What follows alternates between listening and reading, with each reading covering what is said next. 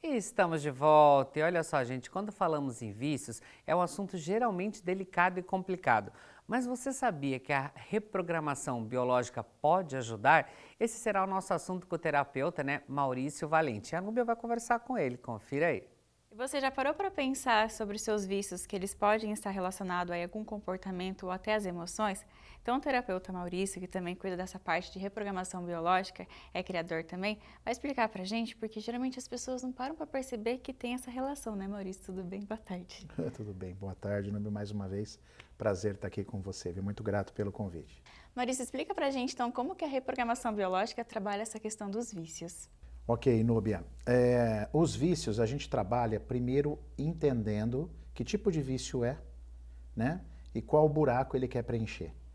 Na verdade, de uma maneira geral, todo vício é uma tentativa de se preencher algo que está um vazio dentro de mim, né? A gente vai citar alguns exemplos assim, não existe uma regra, mas uma estatística que a gente tem em consultório, né? Bastante importante. Então, a primeira coisa é identificar que você tem um vício. O autoconhecimento, se a gente partir de um princípio, o ser humano ele é composto de luz e sombra. Em todo ser humano existe o bonito e o feio. Por quê? Porque nós somos seres humanos comuns e imperfeitos.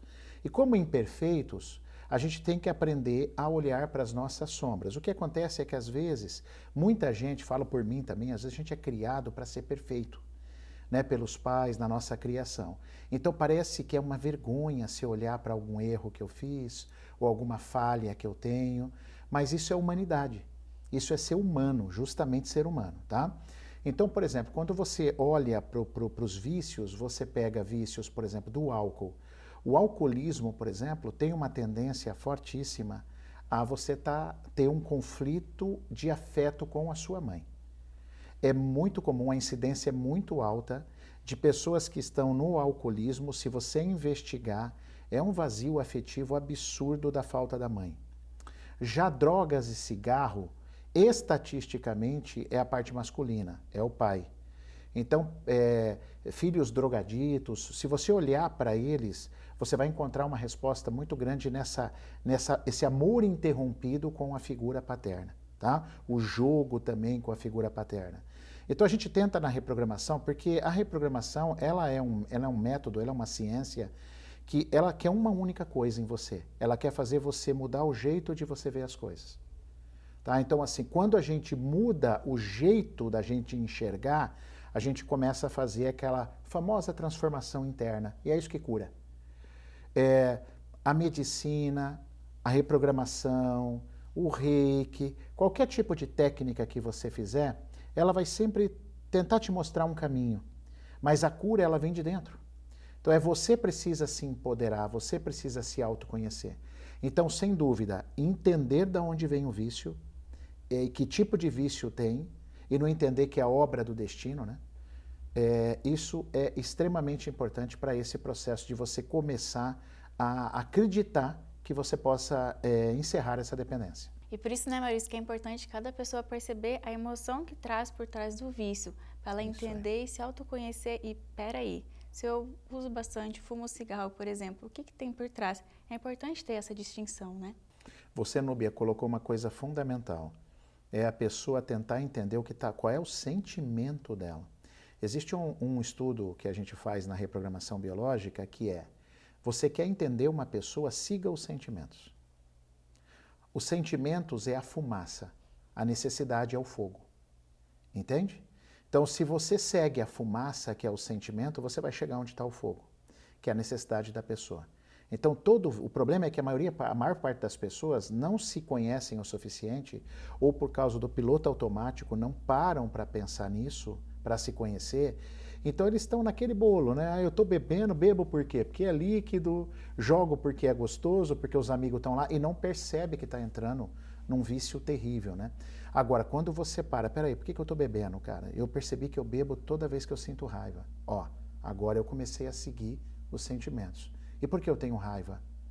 Aí eu começo... Se eu não consigo sozinho, porque a gente não tem obrigação de conseguir sozinho, principalmente quem não é da área. Às vezes eu, que me considero um terapeuta experiente e um grande estudioso, às vezes eu preciso de uma ajuda, de um insight de alguém de fora, Imagina vocês que estão nos assistindo que não são da área específica. Então, talvez vocês precisem procurar uma ajuda para entender e seguir os sentimentos de vocês, a chegar na necessidade e aí, através da necessidade, elaboramos estratégias, condutas, técnicas, ferramentas para que você possa, de repente, caminhar para a isenção desse vício. Se você partir do princípio, Núbia, que a neurociência nos ensina que numa pessoa dita normal, 10% é a nossa consciência e 90% é a nossa inconsciência, a disparidade é muito grande, né? Você vê de 90 para 10. É uma coisa você pôr uma criancinha de 10 quilos para brigar com um homem de 90. Quer dizer, é uma desproporção absurda. Então, o Jung, o Carl Gustav Jung, ele foi um discípulo do Freud. Eles fizeram até uma parceria por um bom tempo, depois eles se separaram. O Jung tem uma das frases mais geniais que eu conheço, assim. E olha que eu gosto de frases, hein? Ele fala assim, enquanto você não se tornar consciente das suas ações, o seu inconsciente vai te conduzir e você vai chamar de destino. Então, o que tem de gente aí chamando de destino a sua vida, por quê? Porque não acorda, não se olha, não se permite olhar, porque dói, Núbia. Núbia, olhar para as sombras, olhar para os nossos traumas dói demais. Nos faz humano, mas dói. Dói porque você vai mexer em coisas muito terríveis, ainda mais quem tem vício, meu. Quem tem vício é porque tem coisa escondida aí. Lembra que eu falei que nós somos luz e sombra. O ser humano é luz e sombra. Então, as tuas sombras, tem coisa muito dolorida quem mexe com vício, tá? Mas não tem outra alternativa. Se quiser a cura, vai ter que olhar. Mas, Maurício, quando a pessoa aceita, não, eu vou perceber o que tem por trás, eu vou entender o que é por trás desse vício. Depois que ela faz essa aceitação, qual que é o próximo passo que ela pode dar? Outro ponto bem importante que você tocou é quando ela passa a aceitar que ela tem algo para olhar. Ali já é o primeiro passo para a cura. Então, eu aceito as minhas sombras, eu realmente reconheço que eu preciso de ajuda, eu tenho algo para olhar. O próximo passo é o que eu falo, qual é a tua área? Será que você consegue sozinho? Invariavelmente, as experiências que eu tenho, Núbia, é que com vício, às vezes uma dorzinha de garganta, uma dorzinha de ouvido, você consegue se resolver sozinho. Se você dá uma estudada ali, beleza. Agora, vício é uma coisa muito, muito pesada, tá? Para a pessoa falar assim, olha, existem alguns casos, né? Pessoas que, com uma estratégia caseira, conseguiram largar de fumar. Mas aí é o seguinte, as pessoas não percebem. Eu largo de fumar e aí eu desconto em outra coisa, eu começo a comer doce. Então, isso também acontece. Nossa, graças a Deus, amiga, eu escuto isso em consultório. Doutor, larguei de fumar. Verdade? E hoje o que você tem? Como é que eu tô? Nossa, eu tô comendo doce igual uma louca. Então, assim, largou o cigarro, mas foi pro doce, trocou o vício, tá? E tão nocivo quanto o tabaco, a nicotina, o açúcar, que é o açúcar refinado, que é um veneno, né? Então, assim, por isso que eu acredito hoje, por experiência, que ao você reconhecer, te dá a oportunidade de falar assim, meu, eu quero olhar para isso, é importante eu olhar para isso. Aí o próximo passo é um profissional que possa te dar todo esse amparo, porque vai doer muito, cara. Vai doer. A dor que eu estou falando é uma dor, é talvez uma das piores dores que tem quando você relembra fatos, quando você... Dói mais do que perfurações no corpo, assim. O emocional, ele costuma ser relatado pelos pacientes. Eu preferia levar um tiro, doutor, eu preferia levar uma facada, porque a dor é temporária, tá? Mas é um processo lindo, é um processo que todo ser humano merecia, porque nós somos imperfeitos, nossos pais foram imperfeitos, nós não fomos criados em perfeição, não dá para a gente ficar chorando na sarjeta e achando que a gente vai se curar através desse processo. Então, concluindo tua pergunta, eu acho que é procurar ajuda, especialmente em caso de vício. É muito complicado você se resolver sozinho. Mas, Maurício, quando a pessoa, por exemplo, não aceita, ela não quer, digamos assim, dar o braço a torcer e assumir que tem aquele vício, ela sabe dos efeitos negativos, começou com um problema de saúde ali, outro ali, mas não quer aceitar. O que fazer com essa pessoa? Qual o passo que ela pode dar, ou as pessoas que estão ao redor, para tentar ajudar?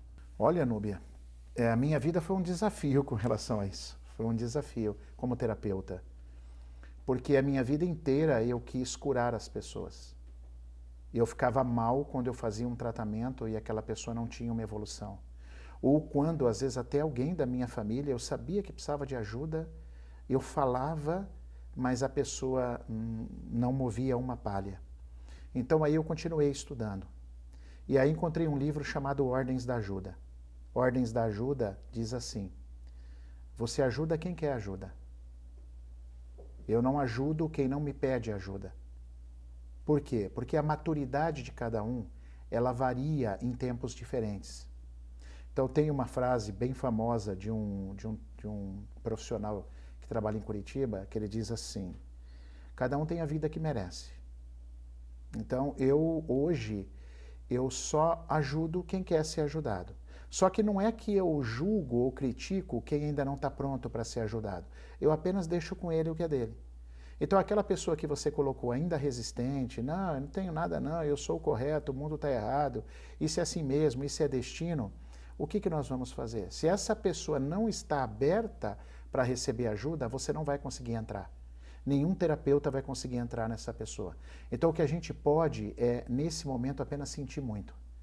A gente sente muito. O que eu aconselho, para não falar que nós não podemos fazer nada, é dar um livro para ele ler, manda um vídeo para ele, você ajuda indiretamente. Oh, vi esse vídeo aqui, lembrei de você, cara. Quando você puder, assiste aí. Às vezes a pessoa assiste naquele momento. Você assistiu o vídeo? Ah, assisti, mas não tem nada a ver não. Mas plantou uma sementinha, certo? Aí você vai fazendo isso, comendo pelas beiradas. Se for uma pessoa muito importante para você, que signifique, que você tenha vontade, você inspire. Mas entrar sem a pessoa dar a permissão, muito difícil. Então, por quê? A cura vem de dentro. Nós temos que parar de terceirizar a cura. Não é você que me cura, Núbia. Você pode ser uma agente inspiradora para eu despertar, mas a cura, ela vem de dentro para fora. Por isso, então, Maurício, que é importante a gente reforçar também com relação às crenças. Porque tanto a pessoa que aceita ajuda ou aquela que não aceita, é muito daquilo que ela vem carregando dentro de si também, né? Isso mesmo. Quando você toca no ponto crença, hoje crenças nada mais são do que valores. E nós temos muitas crenças boas, né? Que bom, né? Da nossa criação. Respeitar os mais velhos, né? Quando você teve uma boa criação. Ser uma pessoa responsável. A crença de que você deve ser honesto. Tem muita crença boa. Mas também tem as crenças terríveis, né? As crenças nocivas. Eu fui chupar manga com leite com 18 anos. Porque a minha avó dizia que morria. Então você imagina quanta crença limitante, né? Então, se você tem uma crença limitante que homem não chora, homem não mexe com cabeça porque nós não somos loucos, entende? Dinheiro não traz felicidade. Quanto de crença você pode ter construída ouvindo seus pais falarem, seus avós falarem, que você não precisa de ajuda, que homem é forte, que homem dá estrutura, homem é assim mesmo. Às vezes você vê o seu pai, você cresceu vendo o seu pai ser meio brutão com a tua mãe, né? E ele falava, homem é assim, às vezes até a própria tua mãe. Às vezes em queixa, isso eu já peguei em consultório. Às vezes a mãe conversando, o filho ouvia assim, a mãe falava assim, o fulano, se referindo ao marido, ele é muito bruto, ele é muito arrogante, mas é coisa de homem. Olha, você cresce ouvindo isso, é coisa de homem. Então o homem é normal, na sua cabeça, esse valor de ser arrogante. Imagina quando você tiver uma idade adulta, você ter que ser humilde o suficiente para parar e falar, caramba, eu preciso de ajuda. Mas olha tudo que você tem que ir contra. Tudo que você tem que ir contra as suas crenças de que, homem, meu pai nunca faria isso. Quando que meu pai faria uma terapia, Núbia? Nunca. Né? Então você fica se debatendo com essas questões. E aí essas crenças são altamente destrutivas. Mas, de novo, eu volto a expressar com relação à tua pergunta anterior. Cada um tem a vida que merece, né? A gente tem que ser forte e olhar para dentro e falar, meu, sou eu e eu. Só eu posso resolver aquilo que me incomoda. Ninguém pode resolver para mim. Maurício, então quero te agradecer por trazer esse tema aí tão, digamos assim, delicado, que falar de vícios é algo complicado e que mexe realmente com as pessoas. Muito obrigada pelas suas explicações. Então, Núbia, eu que agradeço, mais uma vez feliz de estar aqui, tá? Muito contente com essa participação no teu programa e poder levar essa informação, né? Porque isso é um estudo de uma vida que eu venho me dedicando, então o que a gente quer, eu espero poder ter ajudado, a contribuído com você aí que está nos assistindo, a ampliar a tua consciência, a tua visão, a entender que tem uma luz no fim do túnel, tá bom? E se você tem interesse em nos acompanhar, nós temos lá o Instagram, @Reprogramação Biológica Oficial, temos o nosso canal do YouTube, Reprogramação Biológica Oficial, e temos também o nosso Facebook, a nossa fanpage. Estamos à disposição para ajudá-lo. Você é responsável, mas nós podemos te inspirar.